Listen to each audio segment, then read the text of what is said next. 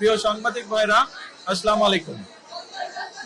আপনাদেরকে এবং আপনাদের মাধ্যমে প্রিয় দেশবাসীকে আমি আবারও আজকের পবিত্র ঈদ উল ফিতরের ঈদ শুভেচ্ছা জানাচ্ছি। ঈদ মোবারক। বহু বছর পরে আল্লাহ রাব্বুল আলামিনের ইচ্ছায়, বাংলাদেশের মানুষের দোয়ায় আমি এবং আমার পরিবার দেশের মাটিতে দেশের মানুষের সাথে ঈদ পালন করতে সক্ষম হয়েছে। তার জন্য আমি প্রথমেই আল্লাহ রাব্বুল আলামিনের দরবারে শুকরিয়া আদায় করছি। আমি এই দেশের একজন নাগরিক হিসাবে আল্লাহ রাব্বুল আলামিনের কাছে দোয়া করি যেন আল্লাহ আমাদেরকে সেই রহমত দেন।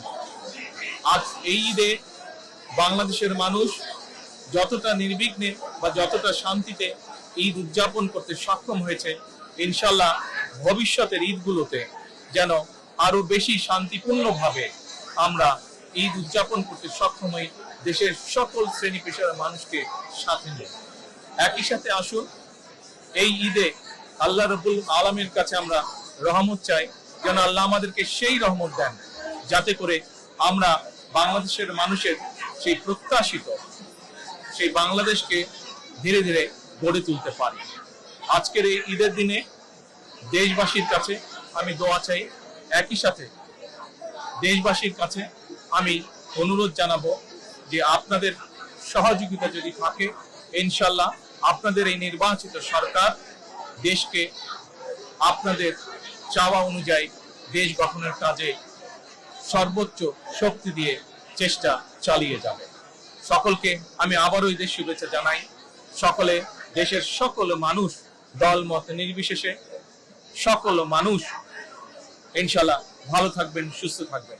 আজকের এই দিনে আমরা আবারও গভীর শ্রদ্ধার সঙ্গে স্মরণ করছি 1971 সালে যারা জীবন বাজি রেখে এই দেশকে স্বাধীন করেছিলেন, সেই শহীদ, সেই হতাহত মুক্তিযোদ্ধাদেরকে। আমি একই সাথে স্মরণ করতে চাই 2024 সালের ছাত্র জনতার গণ আন্দোলনের মাধ্যমে এই দেশকে স্বৈরাচার মুক্ত করতে গিয়ে যারা শহীদ হয়েছেন, যারা হতাহত হয়েছেন, সেই সকল গণতন্ত্রের যোদ্ধাদেরকে, সেই সকল গণতন্ত্রে শহীদ হওয়া মানুষগুলোকে, তাদের সকলের আত্মার মাগফিরাত কামনা করছি। সকলকে আবারও ঈদের শুভেচ্ছা। ঈদ মোবারক। আসসালামু আলাইকুম। Spicy and crispy. তাহলে তো এটা চিপস ব্রো। টেক্সচারটা একটু ডিফারেন্ট। এটা তাহলে বিস্কিট। এটা চিপস ব্রো। বাছাই করা আলুর সাথে স্পাইসি সিজনিং এর টুইস্ট এলো প্রাণ পটাটা।